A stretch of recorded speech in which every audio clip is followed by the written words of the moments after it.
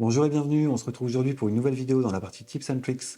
On va découvrir ensemble aujourd'hui les différents modes d'affichage de gris de l'outil recadrage de Lightroom. Je vous laisse avec quelques photos et on se retrouve juste après.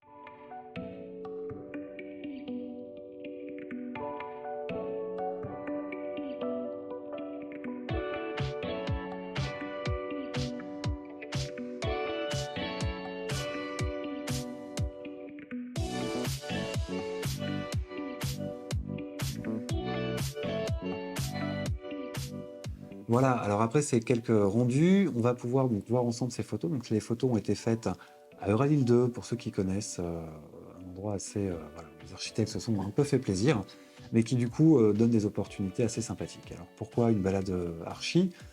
Bah, tout simplement parce que c'est un exercice assez facile et pour pouvoir justement s'entraîner à tout ce qui va être cadrage et composition d'images. Donc voilà, on se retrouve maintenant sur Lightroom et on va voir un petit peu les possibilités qu'on a à l'intérieur. Allez, c'est parti. Alors voilà, je vous ai fait une petite sélection d'images, donc il y en a certaines qui ont été faites lors de la balade photo et d'autres qui ont été faites lors du repérage. Et on va pouvoir voir une partie intéressante dans la composition d'images via l'outil recadrage de Lightroom. Alors pour ça, je vais directement appuyer sur la touche R, ce qui va m'emmener dans l'outil recadrage de Lightroom. Et la plupart du temps, vous avez cette grille de composition qui est la règle des tiers, hein, que vous connaissez forcément très bien, ou alors si pas, ça va vite vous venir aux oreilles. Et souvent, il est conseillé de se baser sur cette règle de composition pour pouvoir composer ces images. Alors attention, je fais un petit aparté. Ce sont des règles de composition. C'est pas forcément parce que la règle existe qu'il faut la suivre. On peut tout à fait prendre le contre-pied, au contraire, de ces règles de composition, en tout cas de lecture, pour justement donner un autre état d'esprit à notre image. Donc c'est pas une obligation que de suivre ces règles, ce sont simplement des guides, libres à nous de les suivre ou non. Donc on y retourne.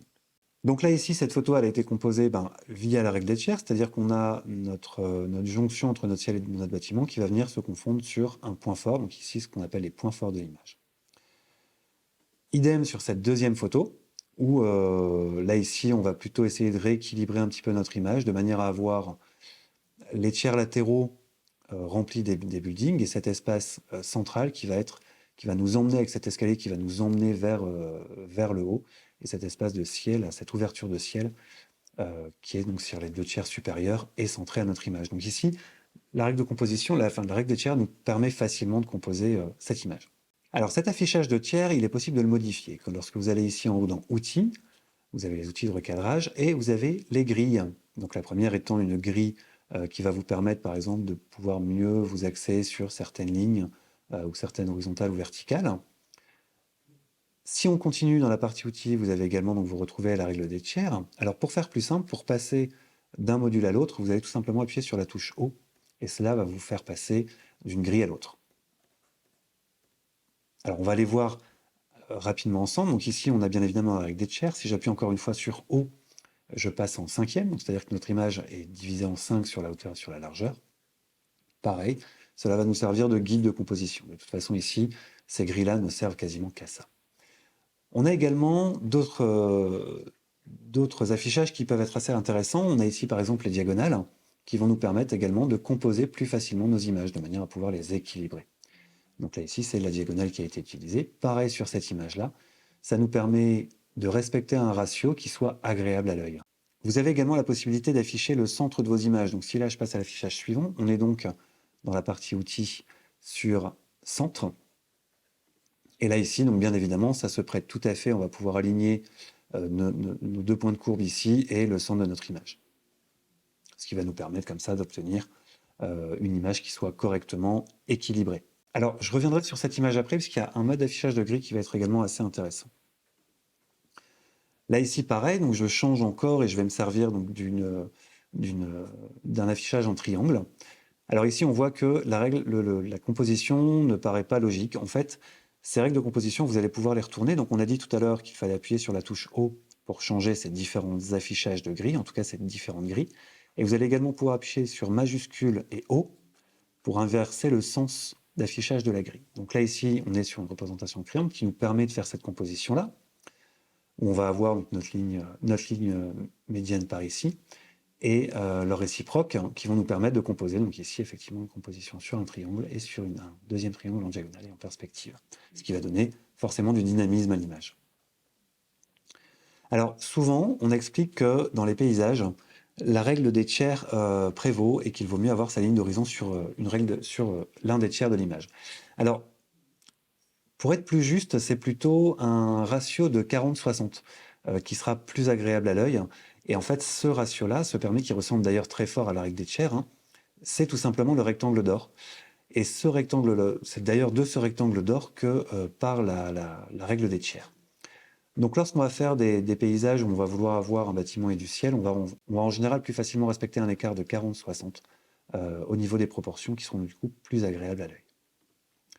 Après le rectangle d'or, pardon, nous avons également la spirale d'or, que vous connaissez bien évidemment, vous l'avez au moins déjà vu.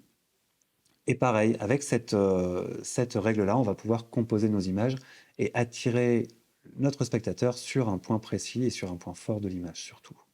Donc là, ici, on voit, on est directement centré sur le personnage.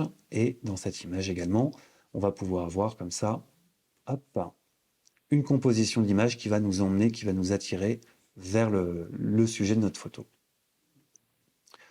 Enfin, dans les modes d'affichage, il y a le rapport de largeur-hauteur, un rapport de proportion qui nous donne un aperçu de ce que l'on recherche. En fait, dans l'outil recadrage, vous avez ici la possibilité de sélectionner un ratio pour votre image. Donc, par exemple, ici, on est en 16/9, puisque je compte la diffuser en story.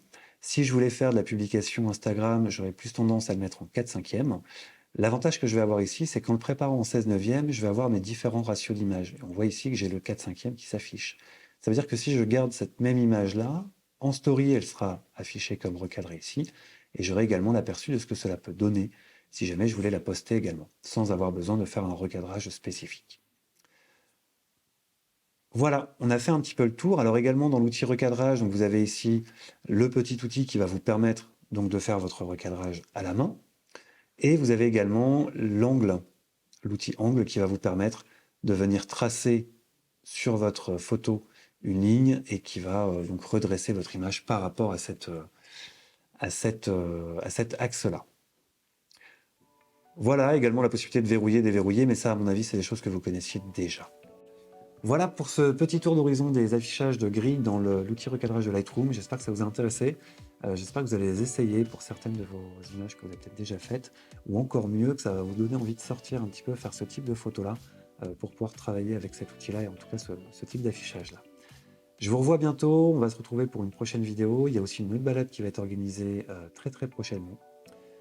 Donc on se reverra très très vite. D'ici là, je vous dis à bientôt, et surtout n'oubliez pas, faites des photos. Ciao!